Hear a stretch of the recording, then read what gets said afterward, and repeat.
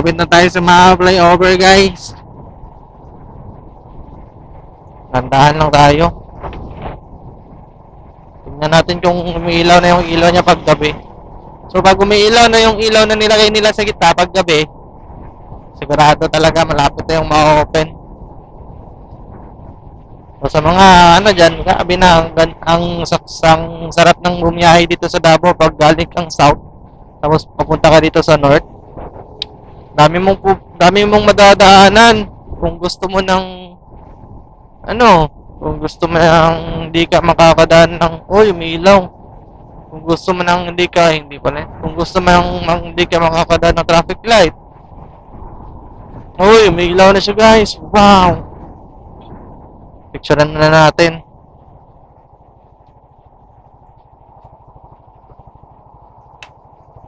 Kung gusto mo ng hindi ka doon tayo sa unan. Hindi ka makakadaan ng traffic light. Meron tayong kaya tayo dito. Meron tayong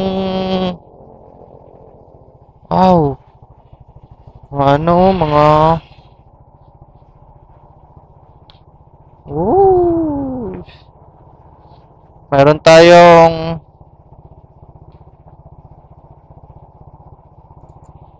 lapit na. Yan. Video tayo guys.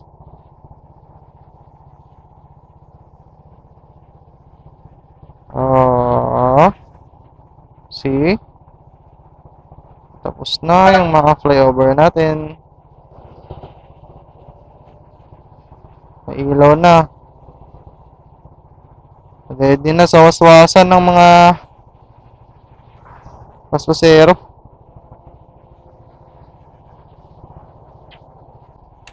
Sarap niyan. Naka-asfalto na. Wow, wow, wow, wow, wow. Yan na siya, guys. Malapit na siyang ma-open.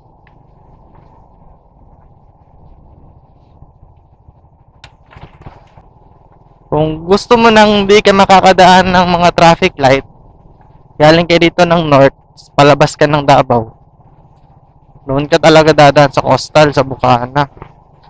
Lalo na siguro pag matapos yung Bukana papuntang R. Castillo. Silip talaga guys. Ang sarap na talagang bumiyahe. Mas napapadali na yung biyahe ng mga dadaan ng Davao. Hindi na sila dadaan ng sentro. Pag daan sila ng Davao, pumunta sila ng Tagum or Manabo. Hindi na sila dadaan sa sentro. Meron ng mga coastal road. Diba?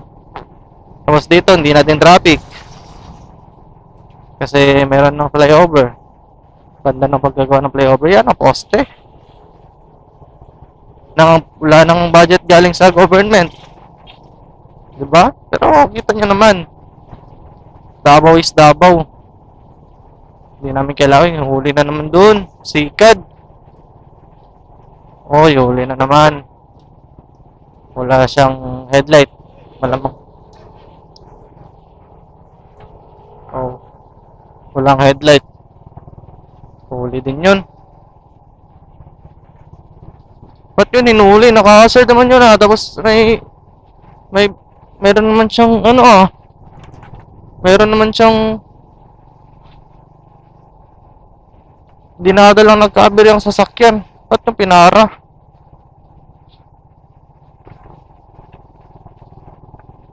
Naman yun.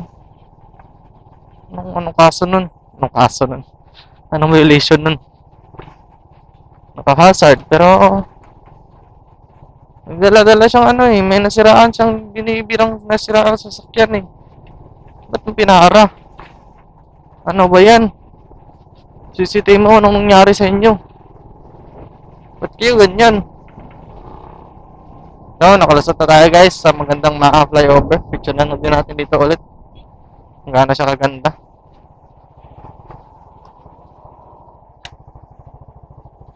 Yan siya.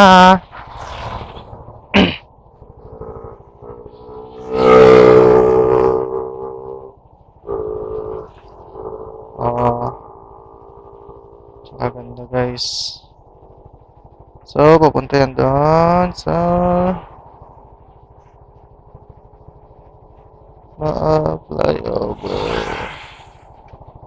Tsura natin.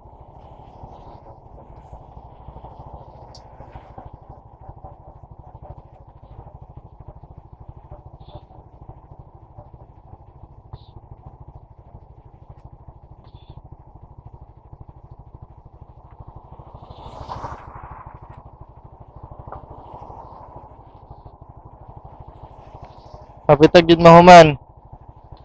Startinganan pa doon dito. Yeah.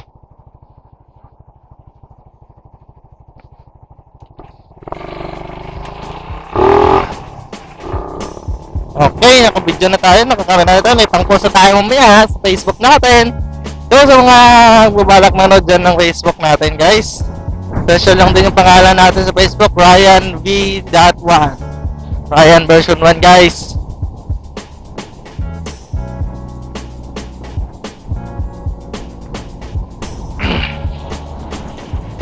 Bonsai yun ah.